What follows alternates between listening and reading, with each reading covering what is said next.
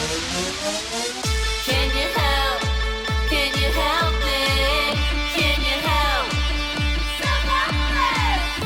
Can you help? Can you help me? Can you help? Self-Helpless! Can you help? Can you help me? Can you help? Self-Helpless!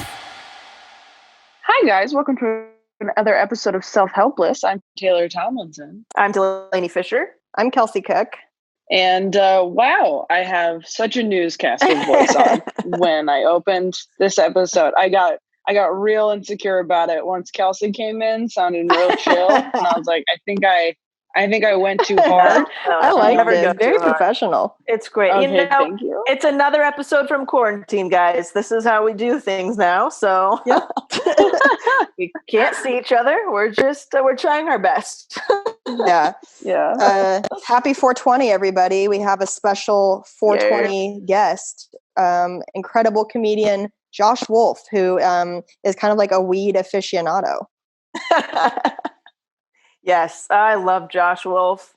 He Yeah. is just so funny and so kind, like very genuine, you know, and like we've talked about this with the entertainment industry. You know, it's not everybody is like that. That's an understatement, but you know what I'm saying? It's really nice to find like genuine people, you know, who are in this world. Yeah, Yes. absolutely. And such a generous laugher, which so many comedians are not. Truly. Yeah. He's just good man button all day on Josh Wolf. He's but we what did we dig into this episode? Man, we talked about like how he first, you know, started getting into weed and like how he kind of uses it strategically for creativity and relaxation. He gave some good marriage advice. Yeah. You know? I love what he says about reinventing yourself in relation to what's happening in the world right now and how it's affecting, you know, us specifically as entertainers who can't work, but really anyone who is losing their job and needing to pivot. So that for me was like, oh my gosh, that really hit home. Yeah. That was great. That was great. He's been so successful in the business for so many years. And I just think that his perspective right now is something that us younger folk can really learn from. Oh God, yeah. What he just said about like it's as simple as just making sure you're having fun. I mean, it can't get any simpler than that, you know? Yeah. And he's just so positive. Like anytime I've ever been around him, like he for sure lives by that, you can tell. Like he lives by that philosophy. He doesn't just say that and then do something else. Like you can tell that he really embodies that with like his day to day. He's just it makes me want to be high all the time because I'm like, well, seriously, what do I have to do to be him? But I thought it was fascinating that he doesn't smoke weed before 8 p.m. and only if he has a productive day. Yeah, that shocked me. I didn't see that one coming. Yeah, but he also said he'd drink a cup of coffee.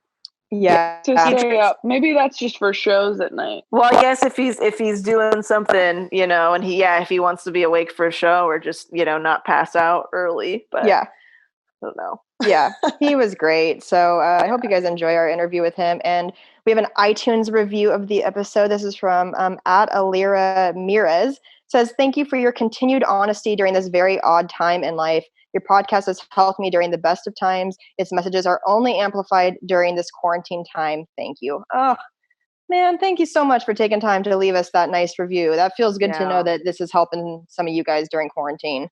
Yeah, that's just the best feeling ever. Yeah, thank you. And if you haven't yet, take a second. I mean, I feel like a lot of us have more time than usual, and it would help us a ton if you went and gave us a 5-star rating and review. We've been moving up the charts lately, which is very cool. Yeah. And you guys, if you want, 50 bonus episodes and counting that you want to binge listen to, feel free to come and join our Patreon at patreon.com/selfhelpless. Yeah. Mm-hmm. Only $5 a month. There you go. All right. Should we get into this interview with Josh Wolf? Yes. Let's do it. All right. Enjoy, guys. Have a good one. Stay safe. Okay, we're so happy to have this guest on this week. You might know him because he has 1 million subscribers on YouTube. Please go subscribe to him there. He also has a brand new show on Facebook Watch called Josh Wolf's Wonderful World of Weird. Give it up for Josh Wolf. Yay. Hello, everybody. Thanks for being here. Thank you for wherever you guys are. Thank you for having me. Yes. We are recording this remotely, and I know that you had a lot of options of stuff to do today, Josh. So thanks for spending it with us. Yeah, I've rearranged my living room like 40 fucking times. I think the chair goes better over here. No, maybe it goes better over here. Like, good God. Well, that's perfect because I man. picture you doing that super high, and that's why we wanted to have you on today for this 420 episode. Yes. That is how I do most of my activities. You are 100% correct. And I was hoping, when this first started, I'm like, I'm going to be a better person. I'm going to put the weed down. And I was like, 2 days in, I was like, fuck that. What am I thinking about being a better person? That's stupid. No, man. A pioneer for this time. We need people like you leading the way with the weed. Dude, yeah, my weed consumption has gone up enormously since quarantine. So I am like next level, eating edibles on the reg. I mean, I'm really, really going hard because, Do you know what else? I've done to add mine? So Monday nights I do a show from my backyard called The High Life, where I used to just get high, smoke weed, and read like children's books and do like make drawings, just do weird, silly stuff, right? Well, I've added since the end of days, I've added mushrooms to that. So, oh my god! The Monday night streams are so. But I ended up wearing a boa and a Viking helmet last Monday night. Oh my! It was so bananas. You have Mushroom Monday. Mushroom Mondays is like a thing that you're doing now, Josh, huh? It's fantastic. It's so much fun. I can't believe it. Okay, wait. I have a question. Did Yes. you just have mushrooms before this started? Did you procure them once shit started going down? When did you get the Basically, mushrooms? how can we get some? How do we get mushrooms? I wasn't going to say that bluntly, but that's what I was getting at. Yeah. Do you get that on Uber Eats? Like, how is okay, yeah. By the way, did you read, and I'll answer your question, but did you read, I think it was Portland, that the strip clubs are going out of business, so they started a food delivery service called Boober Eats? No. Where the strippers deliver the food to you, but with their boobs out. Boober Eats. Oh, yes. That's brilliant. I'm sorry, that is brilliant. That is just excellent marketing right there. I think so. So their boobs are out, they're wearing a mask. Yeah. Hey, listen, that's somebody's fantasy. Some people are covered up, others are not. I saw it on a news article in Portland, and I love just the idea of them delivering like flaxseed meal and then getting tipped like a few ones in their bra strap. Like, what a time to be alive. Can I tell you, and then I will answer your mushroom question. My absolute favorite thing about the amount of strip clubs in Portland, because somebody told me, Portland has the most strip clubs per capita of any place in the country. And I was like, I've been. I said, that seems bizarre to me. But you know what else it has? It has so many bicyclists. So you know what made me laugh? All the strip clubs have like bicycle racks out in front of it. I'm like, that just looks so weird to me.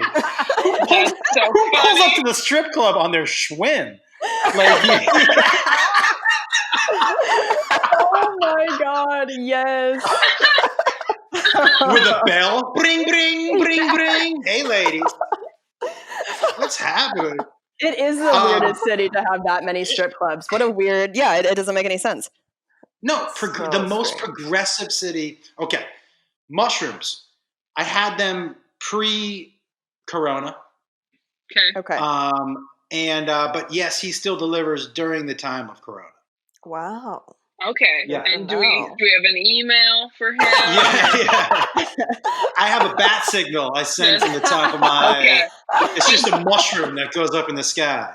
Okay. Yeah, no, he's a real drug dealer. That's what I told him. I go, man, you're a real drug dealer. He goes, yeah, no pandemic stopping me.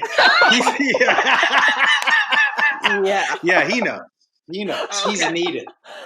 Oh man. I have a question for you, Josh. I know we were talking a little bit before we started recording, but we've talked a little bit about how this is affecting Taylor and Kelsey as full-time comedians. You're obviously a professional comedian as well. How has this quarantine been affecting you and your business, and how are you kind of like pivoting to, adapt with what's going on? Well, obviously, it's devastated everyone's business. Everybody because even like Taylor, by the way, your special was fantastic. Oh, thank you. On my live last night, there were a couple of 20-something-year-old women who chimed in, and I was asking them, who's your favorite? And they said, all of them had said Taylor Tomlinson, because there's never been a young woman who's spoken, like they're watching usually people, not saying Whitney's not young, but usually people Whitney's age, Schumer's age, it's older. So they're talking about one generation past what these women are experiencing. So I just wanted to let you know that all the women your age that I have been speaking to on live, when I ask who's your favorite comic, they're like, that's the first comic on Netflix who's spoken to us. So congratulations. Oh, that's so nice. Thank you. But you're welcome. But even in a time like this, right? Now would be the time for you to be out selling out shows across the country. So this even sucks. when we have, even when we have, great things happening, like there are people watching my Facebook Watch show, it just right now still devastates our business, because for those of us who make our money on the road, it ended our income abruptly. Yes. Yeah. But so for me, I am really, and I think because I've been in this town for a while, the one thing that I discovered a long time ago, and I was texting Kelsey about this actually, was that this town is constantly about reinventing yourself, right? So whether that's because of how old you have become, whether that's because of technology and that's changed our business, or whether it's because of something unforeseen like this, right? It's constantly about, because if you don't reinvent yourself, look, Joe Rogan started as a sitcom actor, and then he was a reality show host, and then he was an MMA guy, right? So like, it's constantly about, he's always been a stand-up, but it's constantly about how am I going to reinvent myself, not only how I change, but how the world around me is changing. So for some people who haven't been through their first reinvention, this is scary as fuck. This is like this. Everything that I knew how to do before is now gone. So what do? I'm now have to be a new person in this new world. And so it hasn't been as scary because I've had to reinvent myself before. But but for me, I haven't been focusing on my business at all. I've been focusing on what makes me happy. How do I still have fun? Because when I can do that, my work and creativity falls into place. But for me to panic and go, I have to write, nothing good comes out ever. So I've had to remind myself every day, don't turn on the news, don't sit in it all the time. Give yourself at least three or four times a day where you're doing something that just makes you happy. And that has helped me generate more creativity, because when I'm tense, I don't know how it is for you guys, but when I'm tense, I always try to be too perfect with my art. And when I'm happy and loose, it just kind of flows, Oh, Yeah. that was, I I love that. That was so good. Josh, can I ask, when was the first time in this business that you felt like you had to reinvent yourself, and how did you do so? That's a great question. Okay, so a long time ago, when you guys were probably all learning how to walk, I was still doing stand-up comedy. No, Josh, I, how long have you been doing comedy for? well, the very first time I got on stage, I was 15 years old. Wow. Oh my God. And I'll tell you, I remember somebody asked me the other day, what was your first joke on stage? My very first joke on stage. And I want to tell you guys what I was wearing. You're going to love this. Oh, boy. I was in Western Massachusetts. It was during the time when people were wearing these, but I was wearing white, like acid wash jeans. So they weren't white, but they were, light blue. And they were tucked into my oversized Timberlands that were untied. I had a baseball hat. I had a fierce mullet. Like, it was strong because it was spiked up on top too, right? And spiked up on top. Back when we called that the soccer cut. You're welcome. And wait, it gets better. I had a thick silver chain, not like a rope, but like one like King Tut would have wore. One of those thick silver chains. Yes. And it gets even worse. I was wearing a white mesh shirt. Now listen. Oh my God. It sounds like not the big dare. Joe Dirte. Yeah, it sounds like someone dared you to wear that. Not like thick holes, not like a Freddie Mercury mesh, like a tiny hole, like a football jersey, but all white, right? Oof. So oh yeah, oof is right. So I walk on stage, and the guy who had booked this was like, I was like, what should I talk about when I signed up? And he said, talk about what you know. That's the easiest thing. And so I get on stage, and the very first joke I ever told at 15 years old, my mom and dad were in the front row. I said, hey, everybody, my name's Josh. I'm 15 years old. I'm really excited to be here, mostly because this is the first fucking time I'll be able to fucking swear in front of my cocksucking mom. Oh my God. Fucking mom, wow.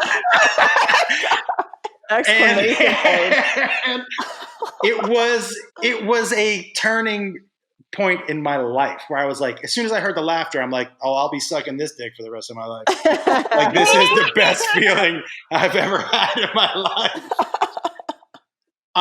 But the very first time I had to reinvent myself, and it happened in life and in my business at the same time. So I was a single dad for a long time. And I sold a couple of shows about being a single dad. My comedy was about being a single dad. And my Who Am I? My entire Who Am I was wrapped up in that and how people looked at me and what we talked about and the questions they asked me. And if I'm being completely honest with you, I don't know how to put this. I because of where I was in my life and the lack of confidence I had, it felt good that people were, I don't know what the word, they didn't feel sorry for me, but my story, it was empathy. I don't know what it was, but that feeling, I needed it at the time in my life. When I met Beth and I got everything changed. How people talk to me, what we talked about in meetings, what my stand-up was, everything about my Who Am I changed. And I was lost as an artist and as a person. For as much as I loved her, I was still trying to figure out, well, what does that mean for me now, walking around in the world and being who I am? And so it took a long time to figure out, to adjust to how people, who am I? My new, that empathy or that thing that I could lean on, or people not feeling sorry for me, but whatever it was not there anymore. My stand-up, which was all about this, wasn't there anymore. It didn't ring true to me. All of these things were huge. Taylor, when I say my Who Am I was so wrapped up in this person. When I met Beth, I stood her up on our first date because Really? because I was scared. I had finally settled into this person, and I was scared to ruffle those feathers. I had been in such a dark place before that, going through what I'd gone through, that I was like, nah, I'm just going to stick with this person. This who am I forever. Like, I'm going to lean into this. And so I was scared to grow because I didn't know if growth was going to lead to more pain. And obviously growth does lead to pain sometimes, but it also leads to growth. You know what I mean? Yeah. And so Yeah, that makes it was, total sense. The people feeling sorry for you thing when you not being able to talk, do you mean sort of like it gave you this sort of like underdog quality that yes, people yes. tend to relate to in communities? Yeah, because you were a very handsome man, and I assume that was difficult for you early on, gaining any sort of empathy or underdogness on stage. Oh, yeah, very hard. And by Yeah. the way, thank you. But um, but yeah, and in life, Yeah. it really was almost like a cheat, and I was Yeah. scared. I was scared about what was going to happen when I lost my cheat. Mm. You know, Yeah. and that was the very first time. But after that time, I mean, and then when there were a couple other ones that happened, but then the big one for everybody was Instagram, YouTube, like everybody. How do I reinvent? And you see Right. some of the guys my age who waited to get a YouTube channel, who waited to whatever, and they're behind the fucking eight ball, you know? Yeah. Yeah. But it's just one of those things that everybody's who am I? All three of yours will change as you grow, as you have life experiences, as you just get older. And you'll have to reinvent yourself. You know what it's like? And I've heard, look at Horatio Sands. You know who that is? Yeah. Mm-hmm. When he lost weight, has he worked as much? No. He was the chubby, funny guy. Right. Right. I won't tell you who it is, but I know a guy who's overweight who said, I won't lose more than a certain amount of pounds. I'm like, dude, it's not healthy for you. And he was like, yeah, but I'm going to lose. He's convinced he's going to lose all his work. He won't be the same Wow. person. Man. And so it's reinventing. It's being that new person that is it's not easy to do, but you have to do it to survive in this business. I can't speak about anybody else's business, but in this business, I mean, look at okay, guys like Jim Carrey and Ben Stiller and Adam Sandler. When those times change, they have a hard. It's new audiences. They're not into that style of humor anymore, right? Right. Right. It's hard for them to fit back into what's happening. So even though Sandler is my all-time hero and is Oh my crushing gosh. His it, special was so good. so Oh. good. Mm-hmm. Do The you all Smelly Uber watch? driver song, I've had it in my head since I saw that. So Do good. you all watch a lot of stand-up? Do you all watch a lot of stand-up? Yeah. I do to I'm keep kind of an in the eye middle. on. Yeah, I do to keep an eye on like what's been done. I watch like the bigger ones.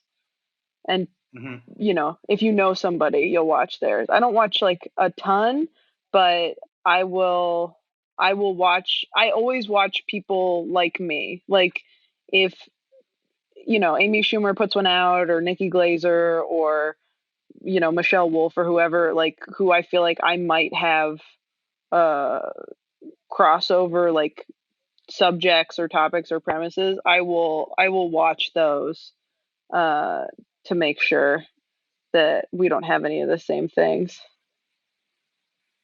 What's fascinating is I do the exact opposite. Really? I Oh, won't watch. I won't watch Burt Kreischer because I don't want. I don't want to not go down the road of a premise just Yeah. because he did. Like I Right. know he and Right. I are going to have different takes and are different people, so I don't want to limit myself and go, well, I can't talk about that because Burt did. I do love watching people who are so different from me and see how they find their jokes. That's what I love. I'm Mm. like, I would have never thought of that. Oh my Right. God. Like that kind of stuff fascinates me. absolutely fascinates me.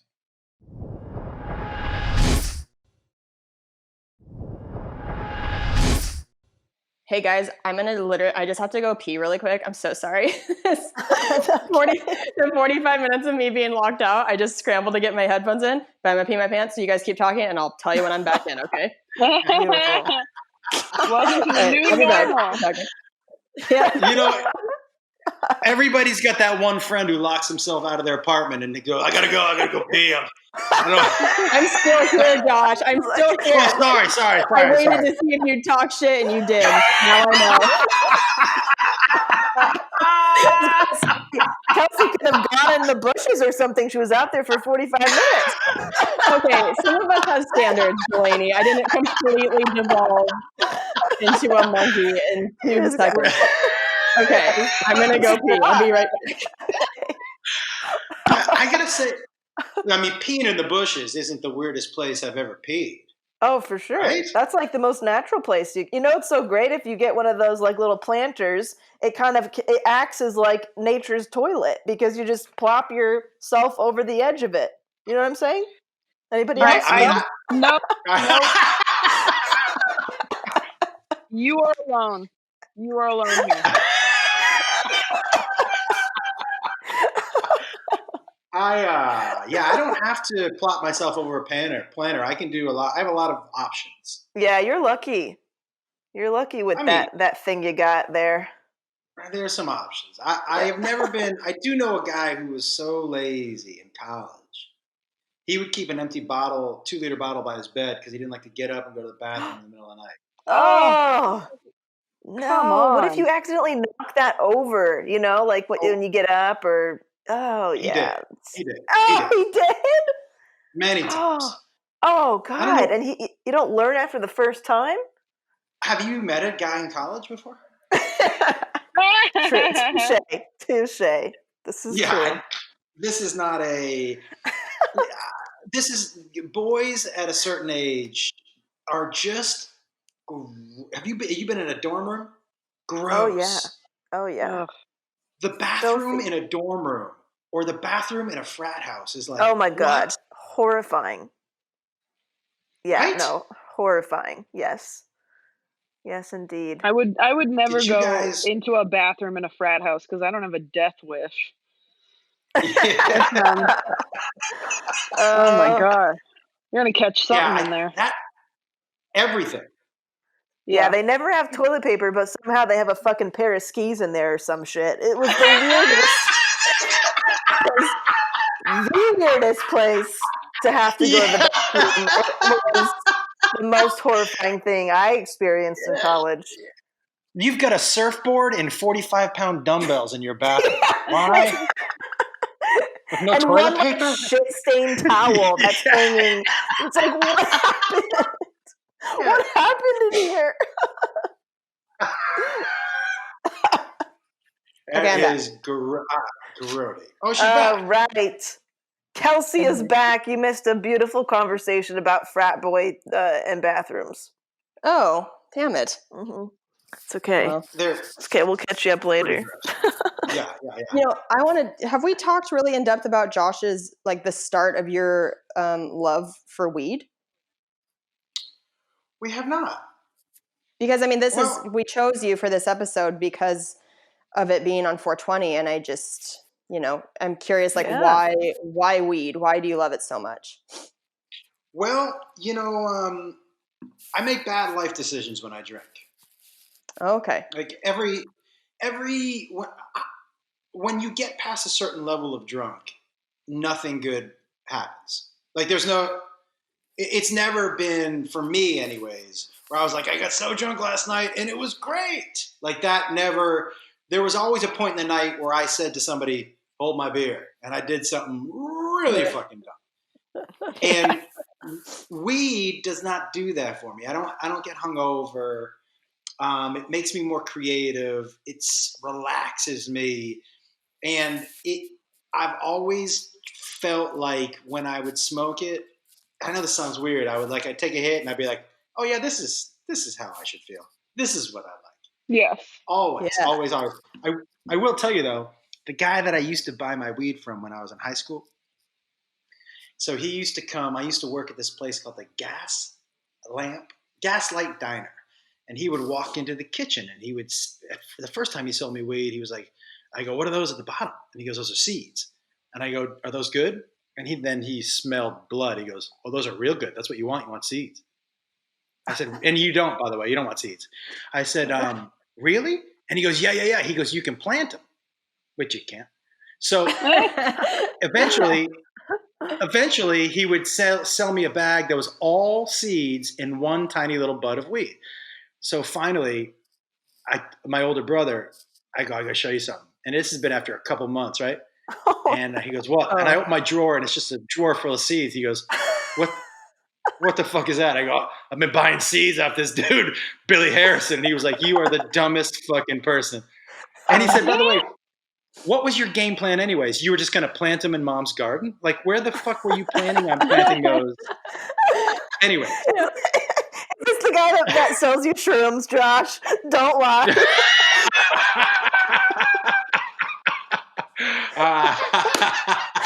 I wish. Oh my God. Okay, well that's very interesting. Yeah. We've talked a lot about. I feel like as the podcast has gone on, all three of us have become more into weed, and we got high for Delaney's birthday a couple days ago. Yes. Did we talk about that yet? I don't think so. No. Yeah, we all took an edible and we walked around outside. It was a perfect quarantine birthday. Yeah, we all, we live very close to each other, so we have to walk. We walk daily anyway, and so we decided to walk very far apart for a little bit. And now, what It's milligram sadder when edible we are you tell guys eating? people. Yeah, it doesn't sound cool. And we just kind of stood like 20 feet apart and talked in a circle for a while. Oh Yeah. my God. Yeah. And then we played What milligram Delaney's are we talking favorite about? Tenacious D song. Oh, yes, we did. I think I took about 15 milligrams, maybe 20. Yeah, same. I had like a couple blueberries. I was maybe 5 milligrams, if that. Yeah, What about you, I took 10 milligrams of gummies and then I smoked. So probably like where Delaney was, like 15. Yeah. And do you guys like the edible high more or the smoking high more? I mean, it's hard because we don't want to smoke right now, Right. or ever. But yeah, I mean, I like the edibles because it feels like a little healthier and it lasts longer. But I do feel like I have to, if I'm gonna do it like while I'm awake, I have to, like, smoking works better for like during the day because edibles make me tired at a certain point, no matter what they are. Yeah, Yes. same. Yeah, But I like the way I feel, and then I get so tired that I'm like, was it even worth it taking the edible? Because then I just slept a lot of the day. So I'm still trying to find that balance where like I get the benefit of it, but I don't just pass out. Yeah. A cup of coffee is what I do towards the end of the edible high. Oh, okay. Yeah, I do that. A cup of coffee at the end of the edible high really makes it all okay. I like the edible high, but I will tell you, I've learned some tricks to making it hit a little faster and a little harder and have it not last quite as long. Okay, so it turns out that the edible travels quicker. This is what I heard, and it does work for me. Quicker in your body and hits you harder through a dairy fat. So I eat like a tiny little bit of cheese in my belly, and then it gets absorbed in that cheese. It gets absorbed in that dairy fat. It sounds bananas, but it makes for a more intense, quicker high. It's how it travels through your system. None of us eat dairy. Nobody you're talking to. It's hilarious. This is the most LA weed conversation I've Yes. ever had in my life. Does vegan came to his work? Yeah, this is a terrible group of people to have. I have some dairy-free Gouda from Follow Your Heart. By the Oh way, my God. if anything is going to cure coronavirus, is Josh Wolf's laugh. It is the best feeling. I It love really that is. laugh, man. It's the best. Yeah, I tell you, it makes me laugh that all three of you are like, that sounds great, but we don't care. Yeah. Josh, you're talking to three white basic bitches here. So you might have forgotten. Oh my God. Okay, so Josh, You as have a somebody who gluten-free- you get Yeah. you get high like every day, how much do you have to take now in terms of like an edible to feel something? Well, I'll tell you what. I do get high every day, but I never get high before 8 p.m. That's my rule with myself. Oh. Okay. I never Okay. wake and bake. I never smoke throughout the day. And if I feel like I didn't put a good day's work in, I don't smoke weed. Oh, so it's like a treat. It's like a reward. It's like a reward. It really is. Like, I like to relax. Some people like to have their bottle of wine or a whiskey. And some nights I get high to get high as hell. And some nights I get high just to take the edge off, you know? Right. But for me, I will take probably, like, I'll take 100 milligrams and go on stage. What? Are you for real? Yeah. 100 milligrams. Yeah. I wish, okay, listen, I wish you guys could see my Saturday night late shows are my favorite of the weekend. I take 100 milligrams. Sometimes I bring people on stage and we do dance offs. Oh my God. Oh my god. My Saturday night late shows on the road are fun, and it's like an episode of Chaos, but on stage with me and some audience members just fucking around. Do you know, in Philly, there was a guy who was like, "Hey, can I come on stage with you, man?" I go, "Nah, man. It's getting a little late in the show." And he goes, "Hey, if you let me on stage and let me stand next to you, I'll let somebody in the audience kick me in the nuts." And I was like, "Okay." Oh my gosh. So he stood on stage, and I said, does anybody out there want to kick this guy in the nuts? And some woman named Debbie, soccer mom, Of course. hand straight up, "I do." And I was like, "Okay." I go, "Come on up here, Debbie." Oh, it's on my Instagram page somewhere. She stood behind him and just dropped him. Oh my It was god. amazing. But those kind of people who know what happens at my late shows on Saturday, those shows fill up sometimes in some markets faster than any other show because they're like, "Oh, this is where the weird shit happens." Whoa. Like a circus kind of. Yeah. It really is. It really. I had some people in. I think it was Tempe. They showed up dressed as furries. Okay. Oh, Just sure. head Why to toe not? furry costumes, and I'm like, okay, why not? Sure. Did you bring them on stage? I didn't bring them on stage because I was like, I don't Oh, know they were what these probably people so are up to. pissed. You know what I mean? Like, Oh, they were probably Yeah. so pissed they didn't get to come on stage. I know they wore their Price is Right outfit and they didn't get called up. Seriously? Like, I know the price of grapes, Josh. Pick me.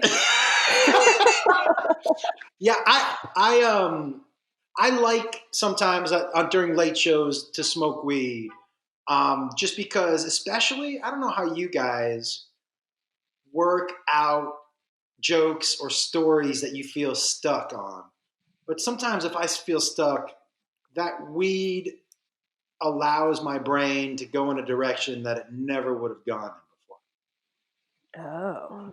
And sometimes I find something, I'm like, oh, got it. Yeah. So I use it a lot of times for that too. That's awesome. I've never gone on stage high, so I don't know. Have you, Kelsey? You haven't? Yeah, I've done it a few times when I've done the Dope Show. Have you done that show, Josh? I have not.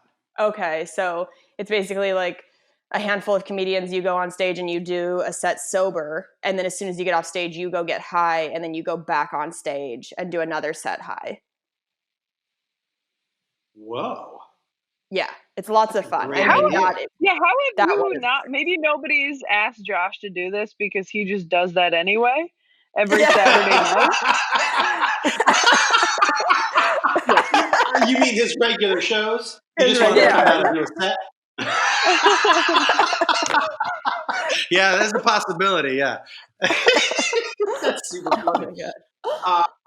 Yeah, I would definitely do that show. The one thing that my Monday nights getting high in the backyard and taking mushrooms in the backyard and turning on my camera, the one thing that has done for me, this has been the craziest realization. It's helped my stand up more than I ever thought it would, because I think the one sphere that I held on to the most, and we all have our things at stand up, but the one thing that my biggest fear was making a fool out of myself, was trying a new joke and having it be so bad that I would make a fool out of myself, or trying something that ended up being humiliating. And what this Monday night show has done, because I do so many stupid things. The first night I did it, I was like, I'm going to erase that. And then I went back and looked at it, and I'm like, I'm alive. Like, my career isn't ruined. And the thing that I was the most scared of, here I am the next day, there's no comments on my page about you're dumb or I can't believe you did that stupid shit. And I was like, okay. And the more I did it, the more I would look at it and be like, yeah, nobody's saying, all that fear was all me. And so this show has taken away that fear of looking stupid. It's such a cool byproduct of just sitting around and getting high, but it's definitely not what I thought the show would do. Yeah. It really helped me stand up more than anything I can think of in the last couple of years. Damn. Are you into any other kind of like, self-help, self-improvement type stuff, Josh? Like, you just kind of explained how you use weed kind of strategically and stuff.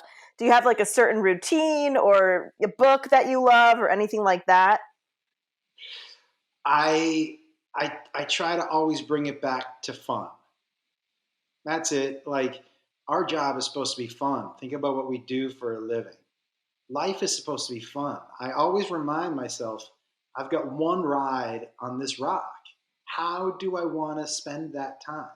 Do I want to spend it complaining and worrying, or do I want to spend it living and having experiences? You can't take money with you, you take experiences.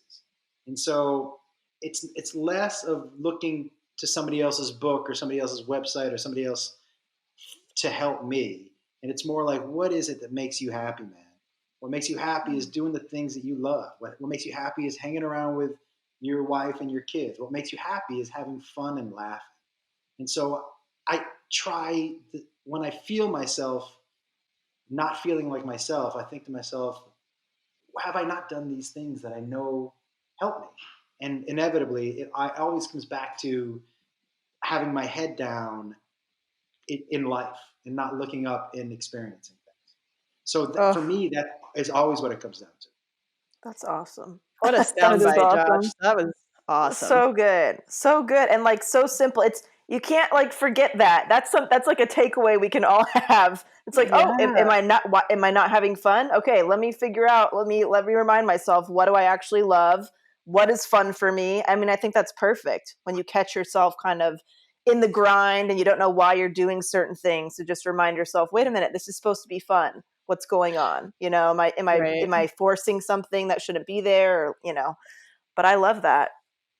I love that too. Think about this. Think about where we are right now and how many things we could worry about. But now think about, even if you worry about it 24 hours a day, is it going to help? No. Are you going to be able to solve the coronavirus? Or any four of us? We have solutions? You don't know me. Yeah, I'm going to say, I mean, I'm going to call that mushroom guy after this. So you call me later and I'll tell you what my solutions are.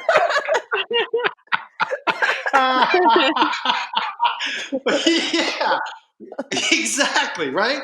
So why am I worrying about the things that I can't change? What can I change? Well, if I make myself happier and if I spread that to the people around me, and then the people around them do the same thing, we are actually making things better for everybody. But if we all sit and isolate and just worry all of the time, and it's impossible not to. I don't want you to think that I sit here and Beth and I are like, everything's great. Obviously we get caught in it, but we also have been doing a really good job of checking in with each other and just being like, letting each other have our moments, but then going back to finding the things that we love. I love that. Oh, Did you that's share so your good. favorite quote yet, Josh? I did not. Well, hit us with it. Okay. My dad said something to me that changed my life as an old, and it was probably about, I don't know, Beth and I were in Boston. It was probably 6 years ago. And he had asked me a question, and it struck me the wrong way, and I laid into him a little bit. And I answered it, but I laid into him a little bit. And I woke up the next day, and I remember I was in the hotel room with Beth that night, and I was almost in tears. I was like, man, I shouldn't lay into my dad like that. He was just asking me, and I just didn't like the way he asked me. And it's a question that I had done something that wasn't stand-up. And he said to me, hey, you were really good at that, man. If stand-up doesn't work out, you could do this. Did you ever think about what you would do? Mm. And that strikes a chord with me because it still makes the trigger for me is people still thinking this is like a part-time gig. No, this is what I do, motherfucker. Do you know what I mean? I'm sure we Absolutely. all have that trigger. We all have that Yes. trigger, right? And so I went down the next day and I apologized to him. I go, I'm really sorry, man. I'm really sorry that I went off on you like that. And he said, hey, don't you ever apologize for giving an answer that was your truth. I said, what do you mean? He said, if I don't want the answer, I shouldn't ask you the question. And I was like, holy shit. And I said, what do you mean? He goes, you can't be mad at somebody for giving their answer to a question that you asked. That's your problem. I asked you a question, you answered it. I can't be mad just because I didn't like the answer. And I was like, good Lord. That changed. It changed so much for me. But yeah, that was the one for me. That was the one for me. Yeah, that's great. Mm-hmm. He was right. Like, I can't get a bunch of feelings over somebody else's truth. Yeah. Yeah. Yeah, you're not wrong. Man. I'm gonna have to keep that in mind. I've never thought of it like that. Yeah, Man. yeah. He said that there have been questions I didn't ask you because I didn't want to know the answer. I didn't want to hear the answer, just in case. And I was like, oh, that makes sense. Josh, how long have you been married? Beth and I got married in 2004. Nice. I would love to just what is your advice? I'm going to be getting married this, next year. And what is your advice on, maintaining a happy, healthy relationship? I would love to hear from you about that. Marathon, not a sprint. There are going to be times when you flat out are just not getting along. And that's not time to pull the cord. You know what I mean? Like, just know that there's ebb and flow to everything. And if you're with somebody for an extended period of time, there's going to be times where you aren't getting along. And there are going to be times where you're not seeing eye to eye. But that doesn't mean that you don't love each other. And that doesn't mean you aren't going to get through that. It's just the ebb and flow of life. And so I think some divorces happen quick because people pull that cord because they're like, oh, it's a bump, and they get scared or whatever. And you have to remember, go back to that person you married. And always go back to that is what I would say. The other thing I would say, any changes you want to make to your significant other, I would address those pre-marriage, because once you're married, man, I married you. Now you don't like me. Like, now you don't like this thing that's been a huge part of my personality for my whole life. Right. You know what I mean? So those kind of things, because it kind of seems like unfair or like a trick, where you're like, wait a second, I've always done this. Now we're talking about it, So I would say those two things for me are good ones. That's great advice. Thank you. Yeah, thank you for sharing that. That Yeah. is good to know. Yeah. Yeah, Well, you got it. thank you for giving us your time, Josh. I know, like we said before, Yeah. busy man, heart out. Yeah. Busy. Busy, busy. Can you plug one more time where people can find you? You can find me my Facebook Watch show is Josh Wolf's Wonderful World of Weird. It's on Facebook Watch, but all social media is at Josh Wolf Comedy. And if you go to my Facebook fan page, I do a couple of shows there. I do Control Chaos there, which all three of you have been on and crushed. And I do my high live on there. And my YouTube channel is where all my stand-up is. And like I said, I got over 1 million subscribers and my specials on there. So go check it out. Amazing. Thank you. Awesome. Thank you so much, Josh. Thank you, Josh. Thank you. And we hope to see you guys soon. Yeah. Yeah. Okay. Stay safe. All right. Bye. Bye. Thank you guys so much for listening to Self-Helpless. We love you guys so much. There are a few different ways you can support our show. You can leave us a 5-star rating and review on iTunes. It really helps us move up the charts. You can also tell a friend about the show, post it on social media, and you can join our Patreon. It's where you can get bonus episodes from us and lots of really fun content and ways to interact with the show. That's at patreon.com/selfhelpless. And if you go to selfhelplesspodcast.com, that's where you can get links to all of our individual stuff. Delaney, where can people find you? You can find me at DelaneyFisher.com. You can find the online courses there, one-on-one creative consulting, watch my comedy special, and find Dicks by Delaney there. Perfect. Tay, where can people find you? You can find me on ttomcomedy.com for tour dates and links to everything else social media-wise. I am at Taylor Tomlinson on Twitter and Instagram. Perfect. You guys can find me at kelseycook.com for all my tour dates. My Instagram is at kelseycookcomedy. Twitter is at kelseycook. Please be sure to watch my foosball web series on YouTube called Wrists of Fury. I've had Delaney and Taylor on together. It was such a fun episode. And you can download and buy my album Savor It on iTunes, Spotify, anywhere you find comedy albums. We also want to give a shout out to our amazing producer, Lauren Mahoney, and our amazing editor, Emma Erdbrink. We love you guys, and we will talk to you next time. Bye. Bye.